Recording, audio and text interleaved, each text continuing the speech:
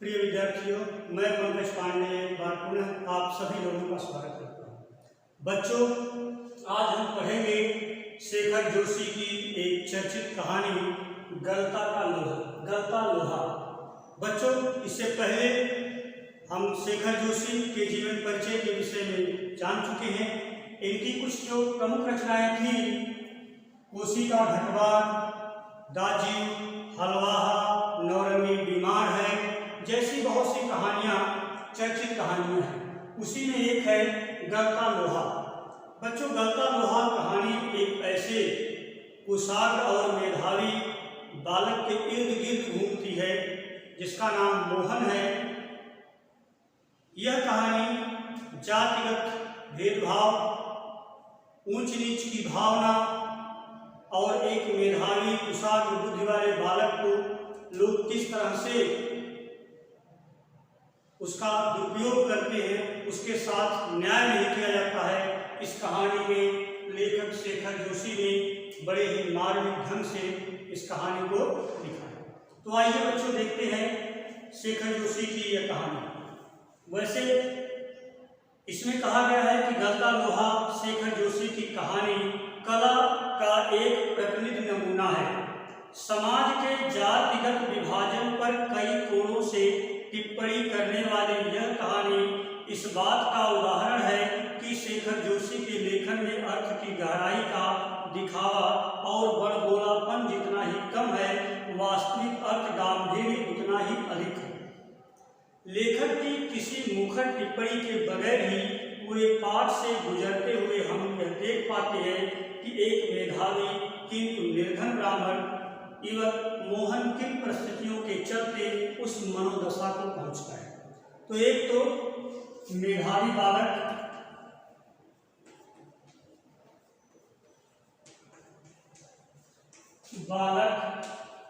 मोहन की बात बच्चों की गई है।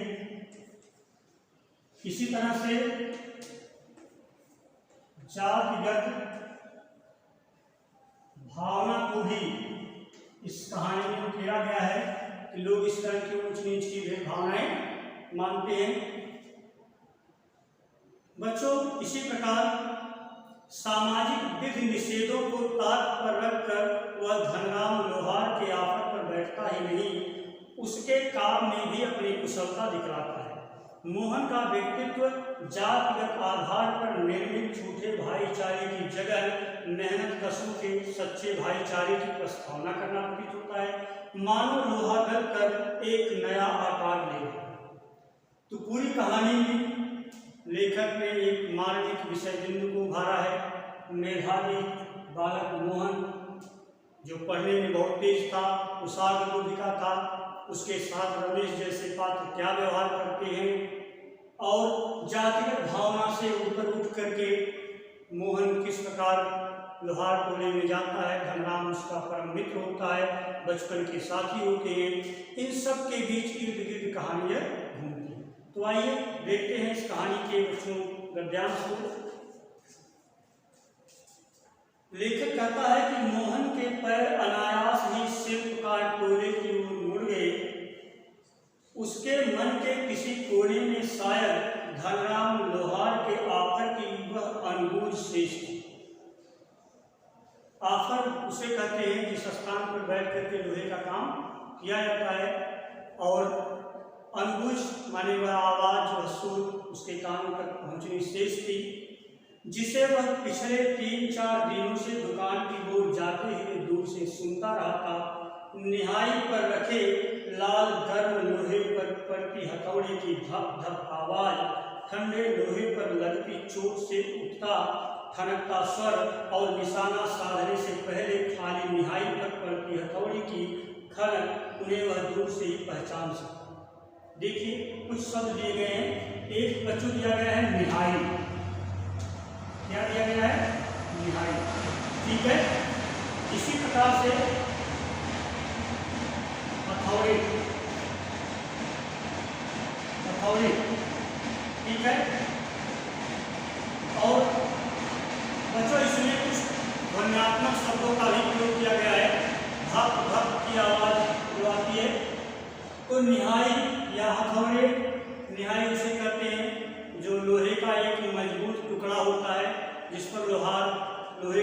करके हथौड़े से पीटने का काम करते हैं। हथौड़ा आप जानते होंगे छोटा सा भेद लगा होता है, जिससे वह ठोकने या पीटने का काम करते हैं। तो इस प्रकार से हथौड़े और रिहाई की बात हुई। आगे देखिए, लंबे बेट वाले हंसुए को लेकर वह घर से इस उद्देश्य से निकला था कि अपने खेतों के किनारे उड़ आई कांटेदार झाड़ियों को काट छांट कर साफ कर आएगा। बूढ़े बंशीधर जी के बूते का अब यह सब काम नहीं था। बूते का अर्थ है बच्चों, एक शब्द है बूते, माने बल या शक्ति कह सकते हैं, ठीक है। माने बंशीधर कमजोर हो चुके थे, उनके बूते, उनके अंदर यह क्षमता या ताकत या शक्ति नहीं थी कि वो काम कर सके आगे। इसी प्रकार बूढ़े बंशीधर जी के बूते का अब यह सब काम नहीं रहा।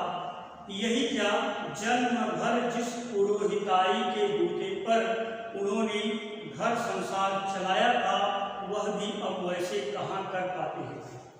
एक शब्द है बच्चों पुरोहिताई, देखिए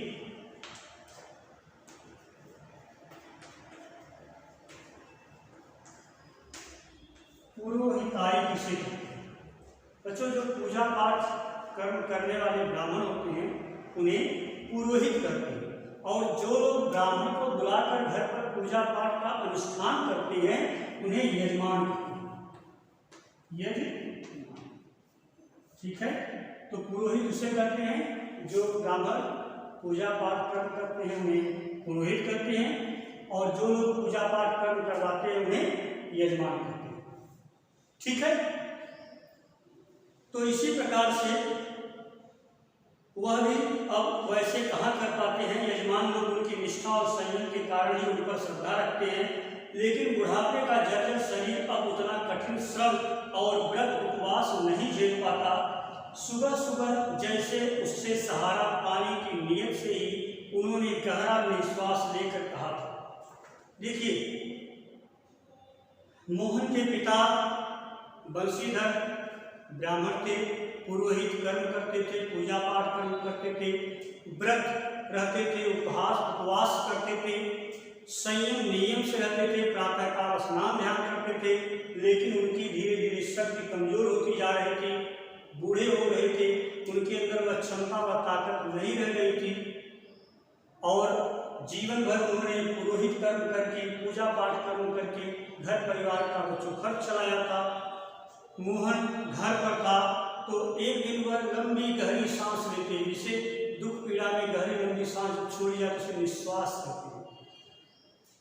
एक आह की तरह से लंबी सांस लेते हुए उन्होंने कहा कि आज गणनाथ जाकर चंद्रदत्त जी के लिए रुद्री पाठ करना था। अब मुश्किल ही लग रहा है, यह 2 मील की सीधी चढ़ाई अब अपने बूते की नहीं। बच्चों, यहाँ पर बंशीधर मोहन से कहते हैं कि आज जो है गणनाथ जी के यहाँ जाकर के एक चंद्रदत्त जी हैं जिनके यहाँ रुद्री पाठ करना था, रुद्राभिषेक आप जानते होंगे कराना था, और अब बड़ा मुश्किल लग रहा है कि 2 मील की सीधी चढ़ाई हम चढ़ें और उसके बाद जाकर के वहाँ पर पूजा पाठ कर्म करा करके हम वापस लौट आए। वह मोहन को देख करके कह रहे थे कि हो सकता है कि मोहन कुछ इसका उत्तर दे, कुछ तरीका ढूंढे। मोहन उनका आशय न समझता हो ऐसी बात नहीं, मैंने पिता की बातों का आशय जो मोहन समझ गए, लेकिन पिता की तरह ऐसे अनुष्ठान कर पाने का न उसे अभ्यास ही है और न वैसी गति। तो बच्चों, न बंशीधर की तरह मोहन को अभ्यास ही था कि वो पूजा पाठ कर्म करा सके, और न तो वैसी गति ही थी, उसे उतनी जानकारी ही नहीं थी कि वो जा करके पुरोहित कर्म पूजा पाठ कर्म करा सके, ठीक है। पिता की बातें सुनकर भी उसने उनका भार हल्का करने का कोई सुझाव नहीं किया, मतलब कोई सलाह नहीं दी, कुछ बात नहीं किया। जैसे हवा में बात कह दी गई थी वैसे ही अनुत्तरित रह गई। मानी बंशीधर ने जो कुछ कहा था उसका जवाब मोहन ने नहीं दिया, वह बात बिना उत्तर की रह गई, बिना जवाब की रह गई, अनुत्तरित रह गई और वह चला गया। धनराम देखिए पिता का भार हल्का करने के लिए वह खेतों की ओर चला था, लेकिन हंसुए की धार पर हाथ फेरते हुए उसे लगा वह पूरी तरह कुंद हो चुकी है। कुंद एक शब्द है, कुंद, तो कुंद का अर्थ है जिसमें धार न हो, अर्थात धार मोटी हो गई हो, धार समाप्त हो जाना ही कुंद है। तो बच्चों हंसुए पर हाथ फेरते हुए, हंसुआ आप जानते होंगे, हाथ में लेकर के जो गेहूं धान घास काटी जाती है हंसुआ, तो उसकी धार खत्म हो गई थी क्योंकि मोहन हंसुए को लेकर के खेत गया था कि खेत की घास को झाड़ियों को काट करके वो हटा देगा। जब उस पर उसने धार पर हाथ फेरा तो धार उसमें नहीं था, धार बिल्कुल खत्म हो चुकी थी, मोटी हो गई थी, उसकी घास नहीं कट पाती। तो उसने सोचा कि धनराम अपने बाएं हाथ से देखिए वह सोचा कि क्यों न हम शिल्पकार डोले की तरफ चले जाएं, वहां पर जाकर के इसमें धार हम लगवा लाए। हंसुए लेकर के वो शिल्पकार डोले की तरफ चला गया। अब वहां पर धनराम अपने बाएं हाथ से धौकनी फूंकता हुआ दाएं हाथ से भट्टी में गर्म होते लोहे को उलट पलट रहा था। वहां क्या था कि धनराम जो है बाएं हाथ से धौकनी फूंकता और दाएं हाथ से भट्टी को खूब वह गर्म करके लोहे को उलट पलट कर रहा था। मोहन भट्टी से दूर हटकर एक खाली कनस्तर के ऊपर जा, क्योंकि दुकान पर धनराम की मोहन पहुंच चुका था, वहां पर एक कनस्तर रखा हुआ था, टीन का डिब्बा रखा हुआ था, उसी पर मोहन जाकर के दूरी करके उसे बैठ गया। उस कनस्तर पर बैठ गया, ऊपर बैठा, उसकी कारीगरी को पारखी निगाहों से देख रहा था। बच्चों मोहन जो है धनराम जो कार्य कर रहा था, मैंने कैसे वह लोहे को भट्टी में गर्म कर रहा है, कैसे उस पर हथौड़े चला रहा है, यह सब अपनी पारखी कुशल निगाहों से नजरों से परखते हुए ध्यान से मोहन देख रहा है। ठीक, देखिए इसी तरह से दोनों में बातचीत शुरू होती है, धनराम और मोहन में, क्योंकि बच्चों धनराम और मोहन दोनों बचपन के मित्र थे, एक ही पाठशाला में पढ़े हुए थे। तो धनराम और मोहन से बातचीत होती है। मोहन धनराम से पूछता है कि मास्टर त्रिलोक सिंह तो अब गुजर गए होंगे अर्थात मर गए होंगे, क्योंकि बचपन में हम लोगों को पढ़ाया करते थे। ये बात मोहन और धनराम के बीच हो रही है। वे दोनों अब अपने बचपन की दुनिया में लौट गए थे। धनराम की आंखों में एक चमक सी आ गई थी। वह बोला, माँ साहब भी क्या आदमी थे लला, अभी पिछले साल ही गुजरे। बच्चों इस प्रकार धनराम अपने मित्र मोहन से बताता है कि क्योंकि वह लला कहता है, वो कहता है कि पिछले साल ही मास्टर साहब गुजर गए, अर्थात उनकी मृत्यु हो गई।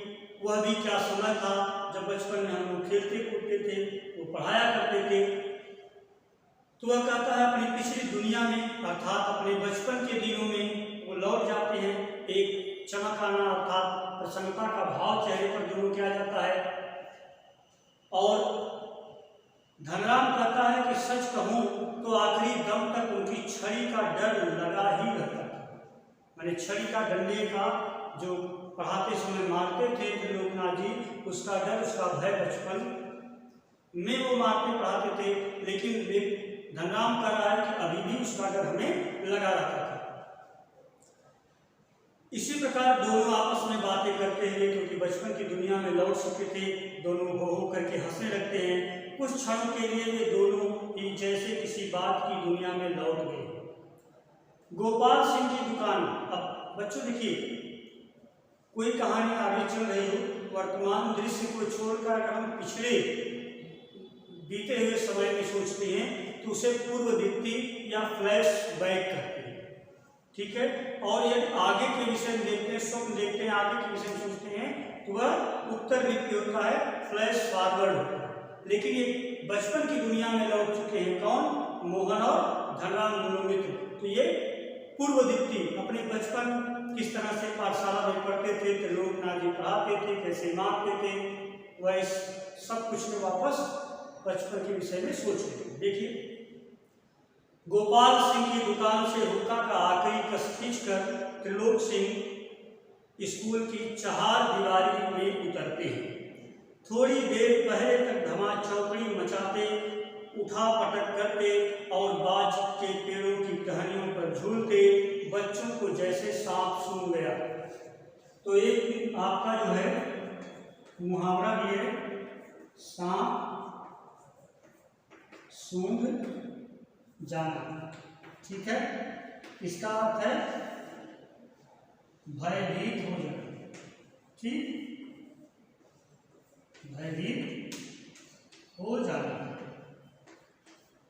कहने का अर्थ है कि गोपाल सिंह की दुकान पर जब मास्टर त्रिलोक सिंह आ जाते थे, वहाँ हुक्का पीते थे और बच्चों को जैसे ही पता चलता था कि मास्टर जी आ रहे हैं तो जो पेड़ की टहनियों को पकड़कर झूलते थे, जो इधर उधर दौड़ भाग मचाते थे, जो खेलते थे, वह सब बिल्कुल जैसे सांप सूंघ जाता था। सब डर कर भयभीत होकर के जाकर के बैठ जाया करते थे। और इसके बाद जब मास्टर जी आते तो कड़े स्वर में पूछते थे, प्रार्थना कर ली तुम लोगों ने? यह जानते हुए भी कि यदि प्रार्थना हो गई होती तो गोपाल सिंह की दुकान तक उनका समवेत स्वर पहुंचता है। समवेत स्वर माने इकट्ठे होकर जो आवाज, जो प्रार्थना कर रहे थे। समवेत का अर्थ होता है समूह में इकट्ठे होकर के जो गीत, जो स्वर होते, जो आवाज लोगों तक पहुंचते, उसे समवेत स्वर कहते हैं। तो इस तरह समवेत स्वर माने प्रार्थना की आवाज उन्हें सुनाई अवश्य दी होती। त्रिलोक सिंह घूर घूर कर एक एक लड़के को देखते हैं, फिर वही कड़कदार आवाज, मोहन नहीं आया आज। मतलब एक एक बच्चे को घूर घूर करके देखते हैं बिल्कुल क्रोधित नजरों से, फिर कहते हैं कि मोहन आज नहीं आया।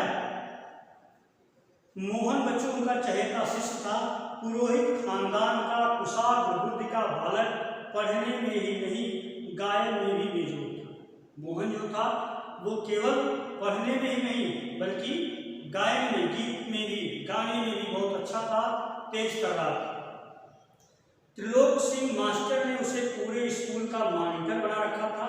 वही सुबह सुबह हे प्रभु आनंददाता ज्ञान हमको दीजिए का पहला स्वर उठाकर प्रार्थना शुरू कर। तो बच्चों, कहने का अर्थ ये है कि मोहन जो है कक्षा में अपने कुशाग्र था, तेज बुद्धि का था, जितना अच्छा पढ़ने में था उतना अच्छा वह गाने में भी था।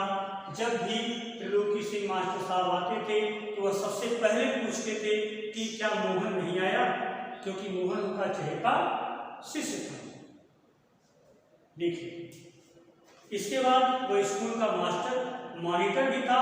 वही सुबह सुबह गाता था, हे प्रभु आनंददाता ज्ञान हमको दीजिए। बच्चों, आप लोगों ने भी बहुत से प्रेयर और प्रार्थना आप जानते होंगे, जैसे वह सब कि हमें दो दया निधे कर्तव्य मार्ग पर डट जाऊं। तो इसी प्रकार हे प्रभु आनंददाता ज्ञान हमको दीजिए, यह मोहन पहले तेज आवाज में स्वर से गाता था, तो उसके साथ उसके साथ थे सहपाठी, वो उसे दोहराते थे, प्रार्थना शुरू करते थे। देखिए, मोहन को लेकर मास्टर त्रिलोक सिंह को बड़ी उम्मीदें थी, क्योंकि मोहन पढ़ने में तेज था, कुशाग्र बुद्धि का था, इसलिए त्रिलोक सिंह जी को बड़ी ही आशा थी, बहुत उम्मीद थी।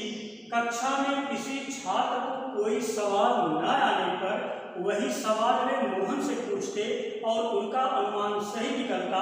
मोहन ठीक ठीक उत्तर देकर उन्हें संतुष्ट कर देता और तब वे उस फिसड्डी बालक को दंड देने का भार मोहन पर डाल देते और कहते थे, पकड़ इसका कान और लगवा इससे 10 रुपये बैठक वे आ रहे।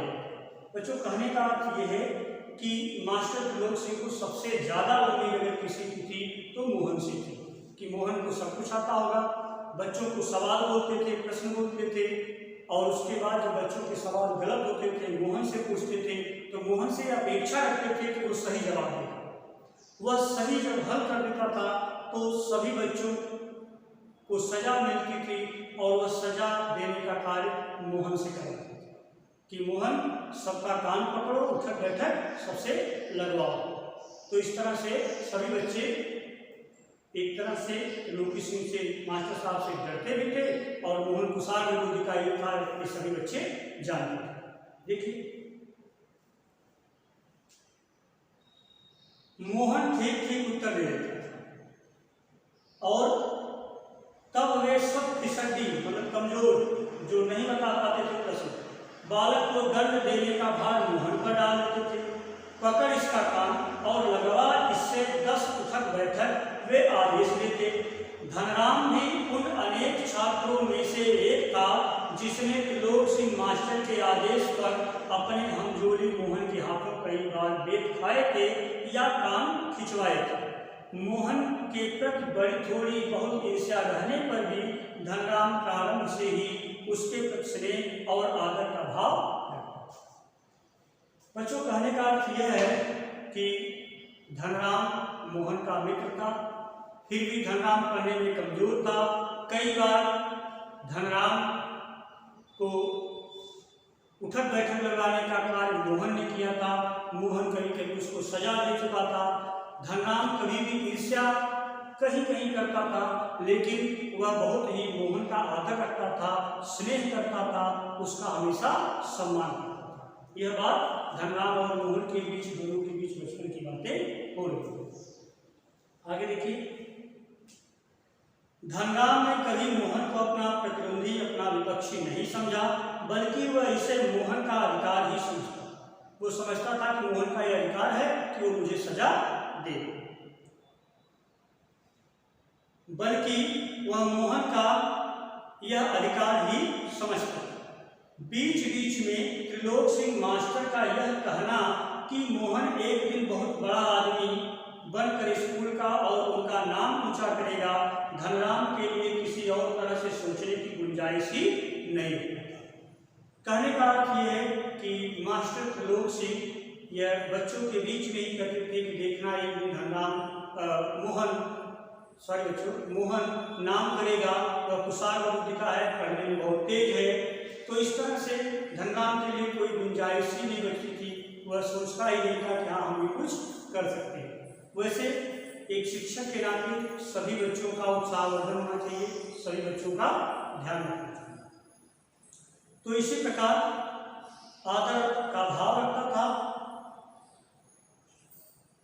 और धनराम वह गांव के दूसरे खेतिया या मजदूर परिवार के लड़कों की तरह किसी प्रकार तीसरे दर्जे तक ही स्कूल का मुंह देख पाए।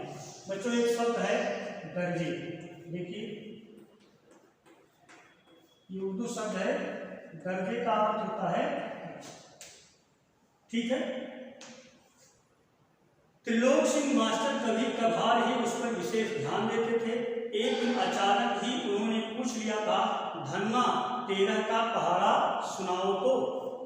कहने का अर्थ ये है बच्चों कि सबसे ज़्यादा मास्टर त्रिलोक सिंह अगर किसी बच्चे का ध्यान रखते थे तो मोहन के विषय में वो यह भी कहते थे कि मोहन पढ़ने में बहुत तेज है, आगे वह नाम करेगा, हमारा भी नाम होगा। और मोहन के प्रति आदर और स्नेह का भाव धनराम रखता था। दोनों बचपन की दुनिया में लौट चुके हैं, बचपन की बातें बात कर रहे हैं, बचपन के विषय में सोच रहे हैं और यहाँ तक कि मोहन के प्रति जो है उसका श्रद्धा और स्नेह का भाव था, उससे अपेक्षाएं लोगों को थी कि वो पढ़ने में बहुत तेज है। धनराम एक खेतिहर मजदूर गरीब परिवार का था, उससे जो है उतनी पढ़ाई लिखाई नहीं हो पाती थी। एक बार मास्टर त्रिलोक सिंह ने उससे कहा कि धनमा, मैंने बोलचाल की भाषा में धनराम को धनमा उन्होंने कहा कि 13 का पहाड़ा सुनाओ, 13 का टेबल सुनाओ। अब वह जो है नहीं जो सुना पाता था तो उसे मार के देते थे। तो बच्चों, इसके आगे की जो कहानी है हम आपको अगले भाग में लेकर के आएंगे और आप जो है कुछ प्रश्न इससे संबंधित अवश्य नोट कर लीजिएगा। आप लोग जैसे इस गद्यांश संबंधित निहाई,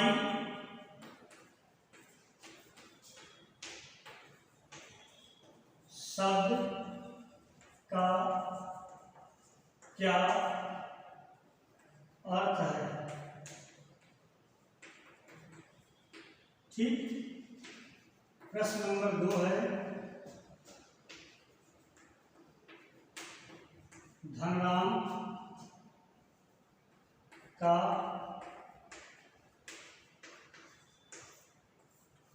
सहपाठी, मित्र कौन था। ठीक, एक अंतिम प्रश्न, धनराम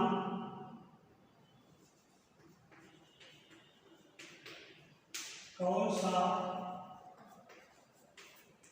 कार्य करता था। ठीक है, तो यह 3 प्रश्न महत्वपूर्ण प्रश्न आप लिखेंगे जो इस गद्यांश से संबंधित है। इसके आगे का गद्यांश बच्चों हम आगे की वीडियो में लेकर के आएंगे। तब तक के लिए धन्यवाद।